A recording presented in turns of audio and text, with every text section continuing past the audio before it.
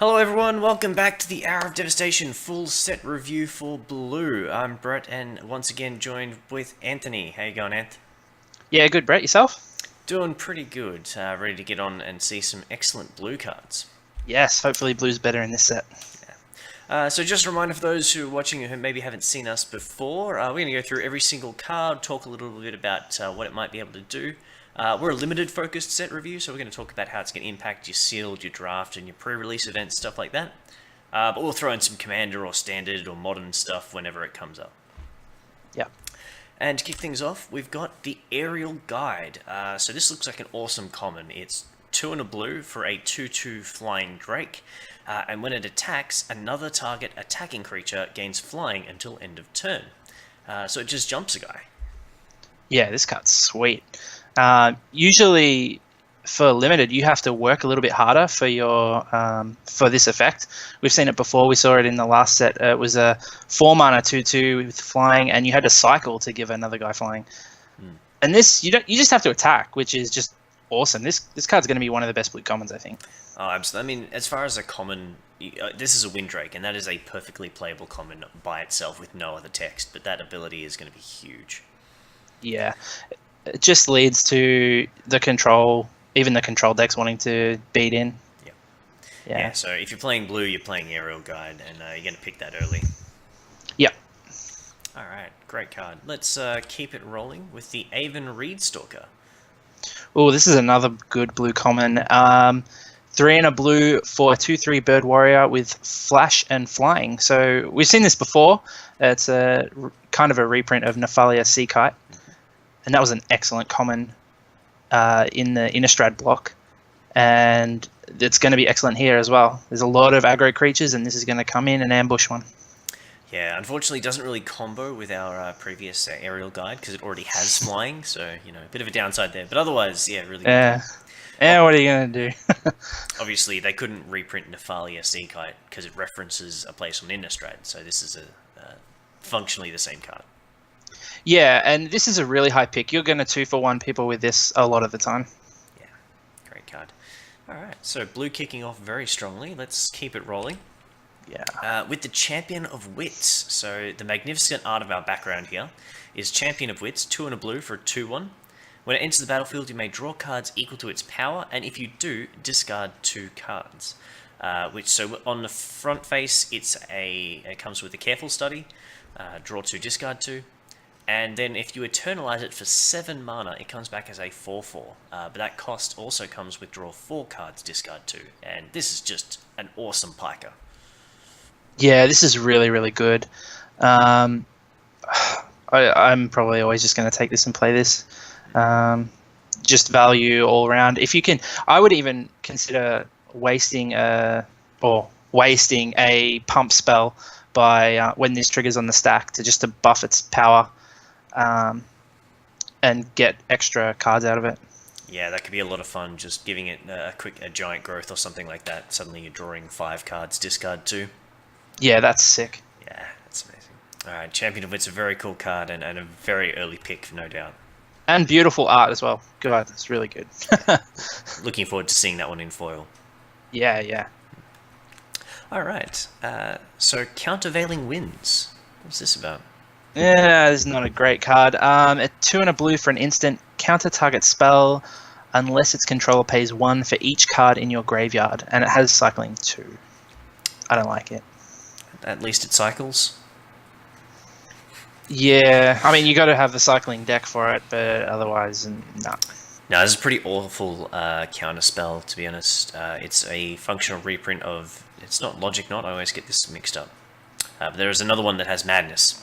And that is okay, because you could play it for 1 mana if you discarded it. But this one, yeah, it's the cycling doesn't make up for a bad counter spell. Yeah, no, you just don't want this in your deck for the front side of it. Alright, moving right along from that. A Cunning Survivor. You might play this. This is 1 and a blue for a 1/3 human warrior. When you cycle or discard a card, it gets +1/+0, and it can't be blocked this turn. So this seems okay if you've got a bit of cycling going on. Yeah, it's kind of weird. The cycling deck wants to block, and I guess this does it on its front side, but then once you start to get going, this can start hitting in for 2 or 3 points of damage per turn. Yeah, for sure. This is okay. I think it's something you're going to pick up late if you have a lot of cycling cards, but otherwise you're not too excited by it. Yeah, if this is something you want, then you're going to be able to get them, because a 1/3 for 2 mana is not a great body without that ability. Yeah, although we didn't think much of the looter from the last set, and that turned out to be pretty good. So maybe this one's better than we're thinking, but I doubt it. Yeah, I'm a bit worried, having seen Afflict in play, that this just doesn't look too good when you've got that coming in at you. Yeah, you're right. The defenders with high toughness and low power, they're just much worse in this format. Alright, so let's keep going. We've got this one, however, speaking of Afflict, Eternal of Yeah. Harsh Truths. Yeah, this is a sick card. 2 and a blue for a 1/3 zombie cleric with Afflict 2, and whenever Eternal of Harsh Truths attacks and isn't blocked, draw a card. So you take 2 if you block it, or you take 1 and they draw a card. You know what I mean? It's a terrible card. It's clearly already you're allergic to seeing this in play, because it's. Oh man, this is. I'm just gonna hate playing. I'm gonna hate it so much. It's gonna make me feel sick in the stomach. Oh man, it's just gonna feel so bad either way, knowing that you're gonna take. I'm gonna take 2 just about every time because I'm gonna block the stupid thing. Yep, definitely. If you haven't seen Afflict before, Afflict is an activated, a triggered ability when it becomes blocked. It's Afflict N, so N would be some number between 1 and 3, I think is the highest we've seen. And the defending player loses that much life, in this case 2. It's life loss, so it can't be redirected to Planeswalkers. But if you do attack a Planeswalker, the player still loses the life. So whoever controls the Planeswalker still loses life. Okay, good to know. Yeah. But yeah, this is an excellent card, and just jam it in. If you're anywhere near blue, then you're playing Eternal of Harsh Truths. Yeah, this card is sick. Yeah, I play it all the time. Alright, so the next one, Fraying Sanity. So this is an aura curse, so we've got another curse here. It's 2 and a blue for the enchantment, and at the beginning of each end step, the enchanted player puts the top X cards of his library into their graveyard, so they mill X, where X is the number of cards put into that graveyard from anywhere this turn. And I just don't know how this is supposed to work. Yeah. Is there a mill deck that I haven't seen yet? I don't think so. We've got the tapper that mills, and I don't know. No, there isn't. No, mill's just not a good strategy for limited. So this is kind of cool, though. I mean, I love the artwork. Yeah, it's just cool. It's cool art. I don't know. I just think maybe it could come together. I mean, what have we got? We've got this as your rare. You've got the Ipnu Rivulet, so the desert that mills 4. And there's the Tapper that mills. And from Almond Cape, you've got the Compelling Argument. But I'm not sure that that's enough. I don't think so. Again, I just don't think it's a good strategy in Limited, because post-board, they just add 10, 15 cards to their deck, and yeah, it's a I don't know. Yeah, I mean, this can really stack up. Like, doubling the amount of cards that go to a graveyard is pretty good. And I mean, they mill like when they do anything. If a creature dies, they mill 1. If they cast an instant or sorcery, they mill 1 at the end of their turn. So maybe it'll add up, and maybe there's the double Fraying Sanity, just go super deep deck. Which, I mean, I'll give it a try if it comes up, but I don't think it's going to work. Nah, me either. I'm fine just letting other people do this. Alright, Fraying Sanity, going to be passed. Yeah. The Hour of Eternity, however, don't want to be passing this. No way. X, blue, for a sorcery. Exile X target creature cards from your graveyard, and for each card exiled this way, create a token that's a copy of that card, except it's a 4/4 black zombie. So it's pretty much eternalizing for X. And this is pretty good. Yeah. Well, I mean, we have a bit of it's 5 mana to get 1, which is okay. I mean, most of the eternalized spells are about that anyway, or more. Then you're going 7 for 2 and 9 for 3. And if you're up in that kind of range, it should be winning you the game. Yeah, and I mean, 5 mana for a 4/4 is usually not too bad. If you hit a flyer with this, it's pretty sweet. If you hit, I don't know, some good enter the battlefield ability, it's really good. And if you hit 2 creatures, 7 mana for 2 4/4s is pretty good. So I'm pretty much always taking this. And the downside is you have to be heavy blue. You do. You have to be very heavy blue, triple blue on that cast, and it's from your graveyard only. So you can only take creatures that you have that have died or been discarded. Yeah. But it's a really sweet card, and if you can cast it, if you can play that triple blue, then it's certainly worthwhile. Yeah, I think if you can cast it, it's an auto include. You got to play it. All right, good hour. The next is Imaginary Threats. This is 2 blue for an instant. And creatures target opponent controls attack this turn if able. During that player's next untap step, his or her creatures do not untap. It also has cycling for 2. So, weird one. I don't know what kind of deck really wants this effect. Yeah, you've got to be sort of behind and them have smaller creatures than you, right? Like, how does that work? Yeah, it's a bit strange. I guess if they do just have some blocker that's stopping you from getting in, this might be a way to finish off a game if you're ahead. Get a couple of swings in. Yeah, I guess so. But they usually play their creatures after combat anyway, so I don't know. Yeah, it's a bit unusual. I guess possibly worth noting is that you don't have to cast this before combat. You can cast it after combat just to get the untap thing, if that's relevant. Yeah, that's something. Yeah. Now, if they're going to attack anyway, then you can sort of just cast it afterwards, give them the untap ability. If that makes sense.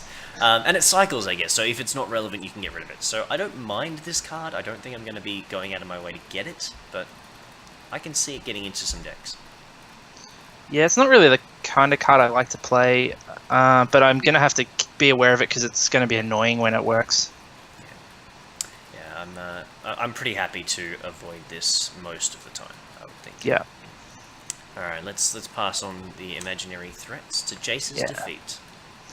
Yes, good old Bolas getting back to work. 1 and a blue for an instant counter target blue spell. If it was a Jace Planeswalker spell, scry 2. So again, this is really good in the sideboard, but other than that, you're not mainboarding it. Yeah, absolutely. And this is, as I say, it's going to be a bomb counter spell with regards to just kills their best thing if they're in blue and just ignore it otherwise. So. Yeah, counter their gods and their Nicol Bolas. Yeah, that's going to be the brutal play is using this to counter a Nicol Bolas.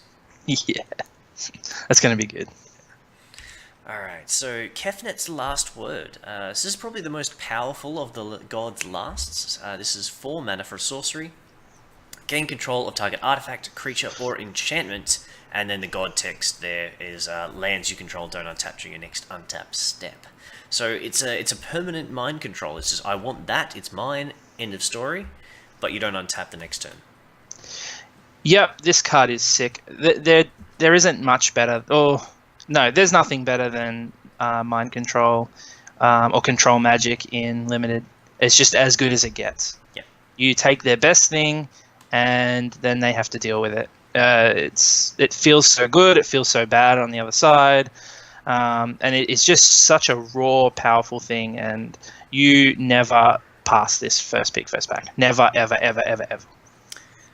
Unless there's some sort of foil mythic that you really like, but yeah, and in a normal pack, this is just it's the simplest form, the purest form of 2-for-1. They lose something, you gain something, and it's all good.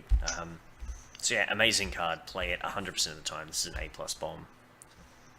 Yeah, I can't speak highly enough.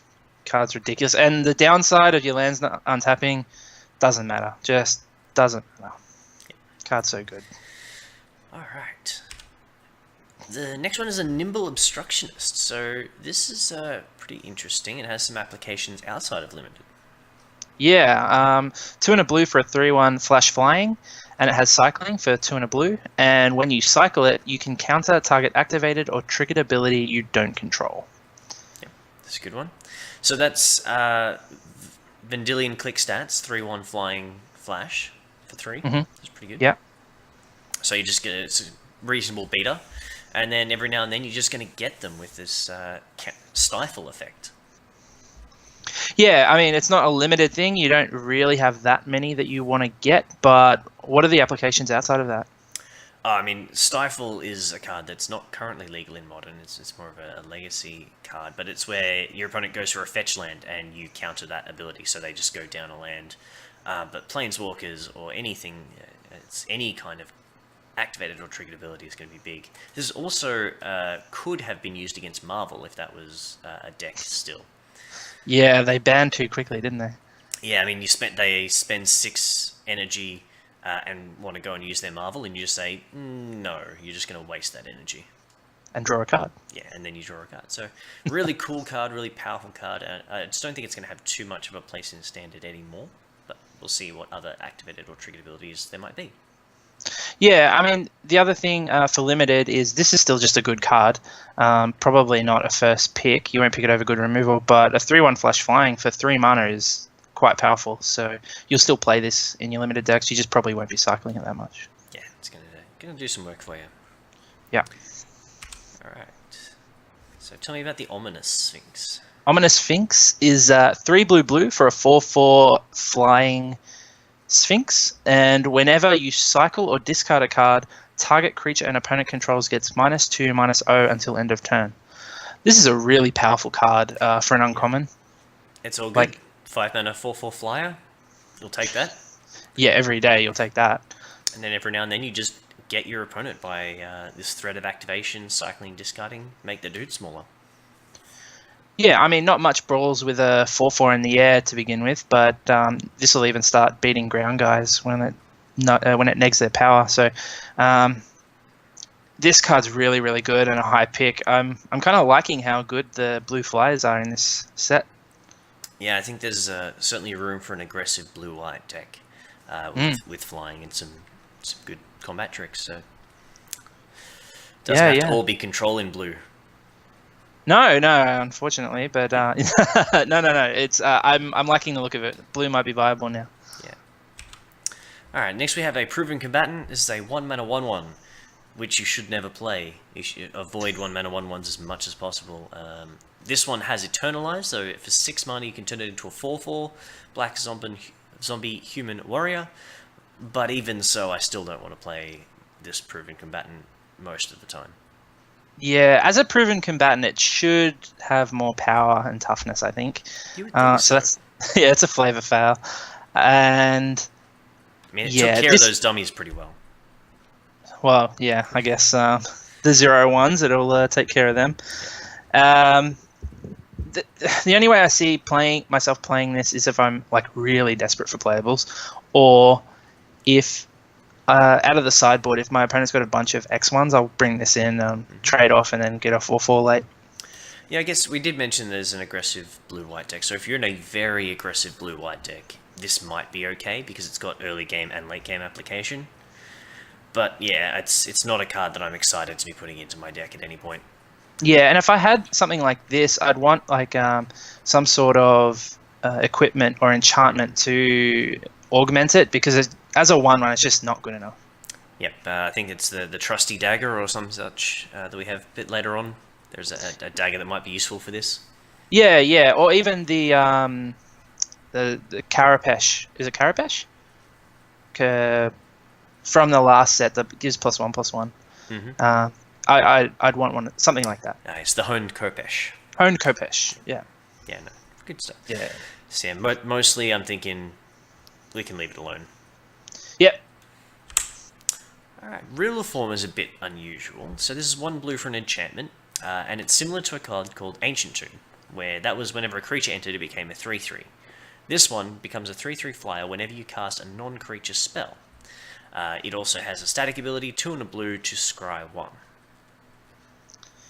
Yeah, this is an interesting card. It kind of works against itself in that when you're playing non-creature spells, you're kind of not being very aggressive. You're more likely to be a controlling deck. So it's a bit odd in that respect. You could play instants to block, I suppose. So that's kind of cool. But really, this is just going to be sitting there doing not that much for a lot of the game. And the 2 and a blue scry one doesn't really help. Yeah. No, I think even in the deck that this is designed for, in a very blue-red instants and sorceries deck, I still don't see this being a great card for that deck. It probably gets played, but even so, it's not, the thing that you really want to finish out a game. Yeah, I can see this being good coming out of the board in those really long grindy matchups, and when you want that, because the Scry one isn't nothing. It can end up being drawing cards, so that's something to think about, I guess. Yeah, but I think it's going to be a pass for me on Riddle form. Yeah. All right. What do we see in the last tomorrow? 2 and a blue for a 1/4 Naga Cleric. And it has blue, tap, and discard a card. Target player puts the top 3 cards of his or her library into his or her graveyard. So this is our mill guy. Yep. Mill Cleric. And maybe this is good enough, but discarding a card is brutal for that cost.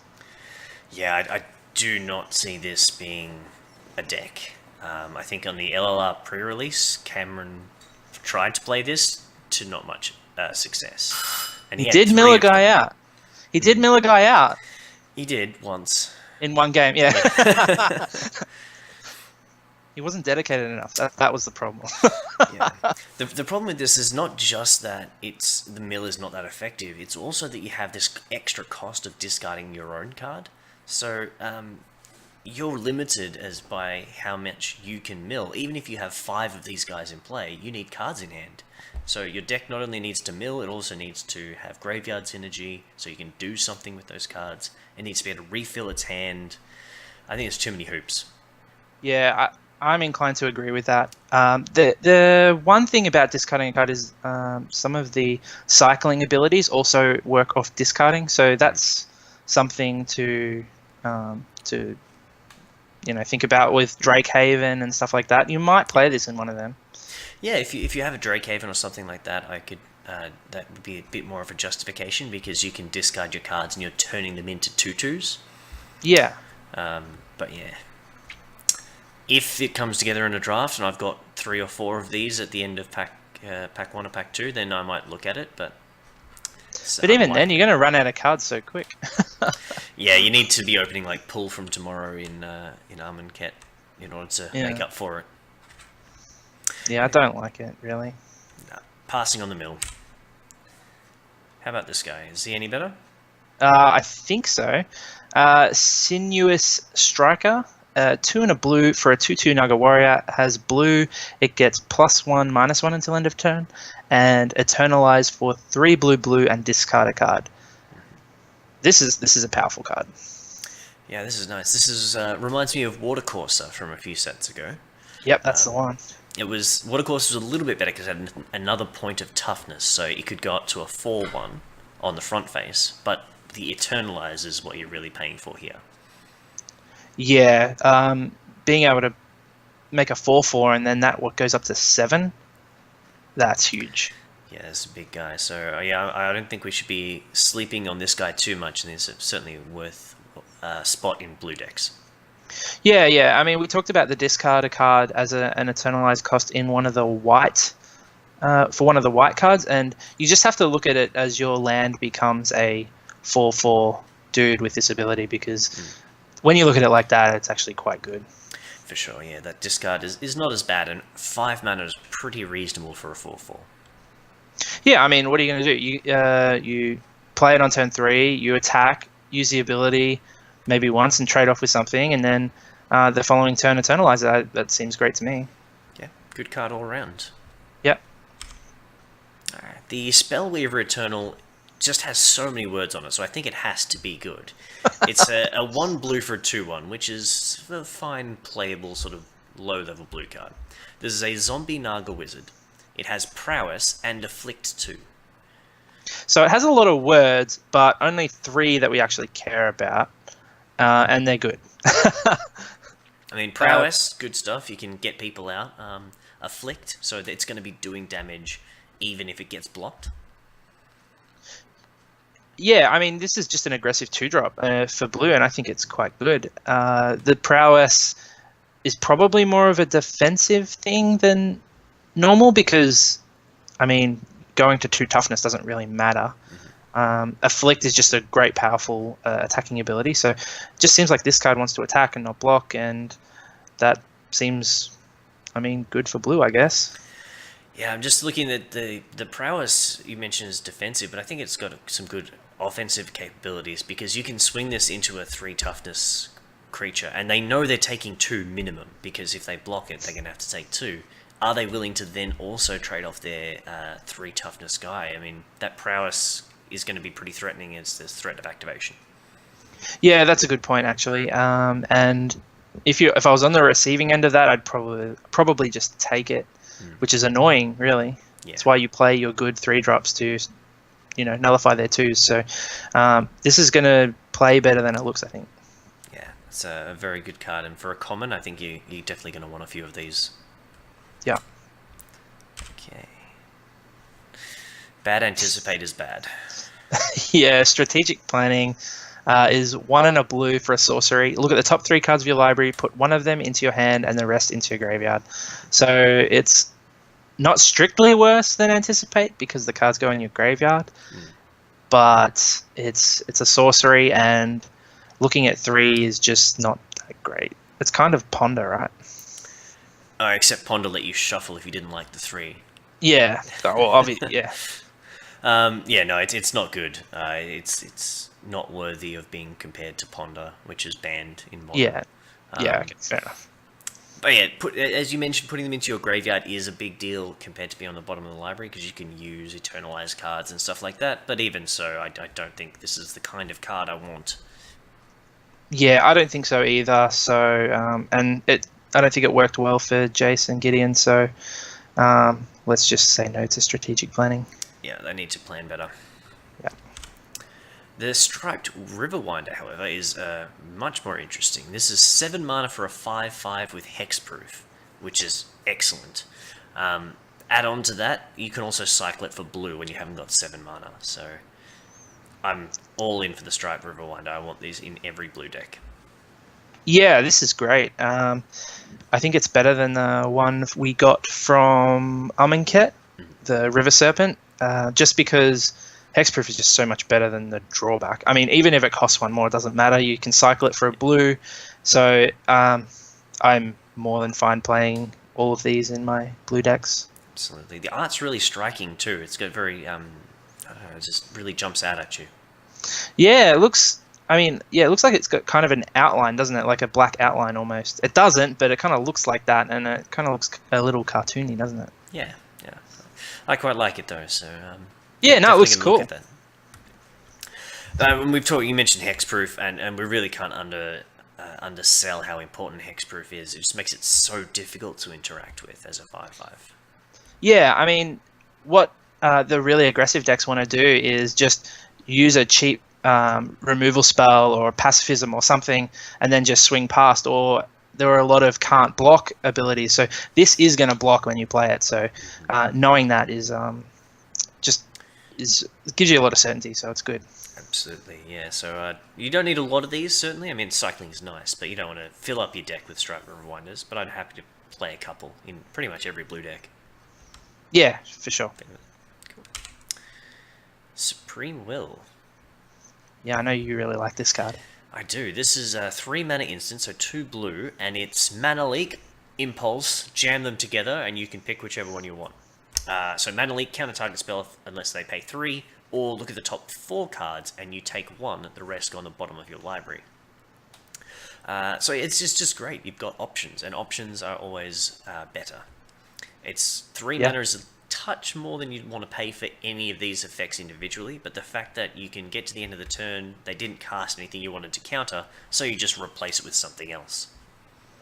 Yeah, I think this is pretty good. I think this is better in sort of more constructed formats than in limited, just because counterspells you generally don't like that much, but being able to use it as a draw spell kind of negates that. So I think it's going to be a good card. I'm a little bit wary about how good it's going to be, though, in limited. Yeah, for limited, it's less important, I would say. Certainly, the counterspell is going to get people most of the time, and 3's a lot. You very rarely leave up 3 mana for your spells. That's true, So yeah. it's pretty much a hard counter most of the time. Yeah, as no, you that is true. It's mostly going to be have its impact in standard, where this is going to be a really big tempo boost, where you can either just counter something or the control deck can keep drawing cards and finding what they need. Yeah, and having said that, even though I'm a little bit down, well, not down on it, but I'll be playing all of the ones I open for sealed and draft. So don't get me wrong, this is a fun card. Yeah, good one. Yeah. Alright. How about some swarm intelligence? Yes, 6 and a blue for an enchantment. That just for limited. That just sounds horrible to me already. Whenever you cast an instant or sorcery spell, you may copy that spell. You may choose new targets for the copy, and this is just not up my alley because in limited this is an absolute dud. So I'll take it away, Commander Man. Yeah, you can tell exactly where this is going, but I'm smiling and Anthony's just like, eh. Because this is so cool in Commander. As mentioned, like limited, just forget about it. Standard, don't really care. But in Commander, where you can cast Rite of Replication Kicked and copy it, that's just dumb. Yeah, it's going to be great. Black Sun, sorry, not Black Sun, Blue Sun Zeniths and all that sort of thing. Getting double up, all that stuff. So it's going to be great fun. I have a blue spells deck with Carho Minamo's Historian, so he's going to love getting some Swarm Intelligence going. Awesome. Yeah. Why? Sorry. So open this as a foil in your prize boosters, but avoid it in limited if you can. Yeah. Why does the swarm intelligence like a locust sort of good at instants and sorceries? Are they? Apparently, yeah, must be. Sure, flavor. Yeah. When they beat their wings really fast, it just causes the spells to ripple or something. I don't know. Sure, let's go with that. All right. This is really. It's the gurgles. Yeah, this is really sad. Tragic lesson. 2 and a blue for an instant. Draw 2 cards, then discard a card unless you return a land you control to its owner's hand. And this is really dark. Like, this is kind of one of the most in-your-face sort of... Not just the picture, but the flavor text as well. It just makes you feel not good. Yeah, it's some sadness happening here with Kefnet has fallen and is dying, so... Yeah, so... A moment for our fallen god. Yeah, I never really liked Kefnet that much, so I'm not too sad about it, but it's just... I don't know, you feel for the people there, like... though Kefnet's followers feverishly searched his last words for some final riddle, they only found the gurgles of a dying god. That's just horrible. Yeah. Then you see all these blood gushing out. And, But at least you get to draw 2 cards and discard a card at instant speed, so... This is a pretty good draw spell. yeah, I quite like this. Discarding a card or returning a land. Towards the end of the game, returning a land doesn't matter, and discarding a card is probably what you're going to do more often in the developing part of the game, so all good. Yeah, I mean, it's fine. You don't want to play a lot of this effect, but it's fine to have 1 or 2, I would say. Yeah, and it's like excellent that it's an instant, so you can hold up your counter spells or your tricks or anything like that, and then just do this if they play around it. So, sweet. Good card. Alright. So, we next have another mythic. This is Unesh, Cryosphinx Sovereign. It's a 6 mana, 4 blue for a 4/4 flyer. And it has a lot of text here. So firstly, Sphinx spells you cast cost 2 less to cast. So if you can find some more Sphinges to put in your deck, then they cost less, like the one we saw earlier. Yep. They also get a mini Factor Fiction. So when this or another Sphinx enters the battlefield, you reveal the top 4 cards of your library, and opponent separates them into 2 piles, and you take one, the others go into your graveyard. Yep, this Ooh, card's sweet, this is a bomb. yeah, this card's busted. I'm never passing this card, never, unless there's a foil control magic. Yeah, no, this is great. Factor Fiction's always good because you get to choose the cards, so you know that you're going to get what you want out of the piles. Yeah, It just sweet. it's a 4/4 flyer with card advantage smacked onto it. Just be happy and take it and play it and just. And then draft all the Sphinxes you see and play all of them. Sure, yeah, do that. I will. Yeah. No, that's great. As far as outside, I mean, it's a legendary creature. It looks like a Sphinx Lord. There just aren't that many Sphinxes. So, I mean, some people may be thinking, oh, this could be a commander.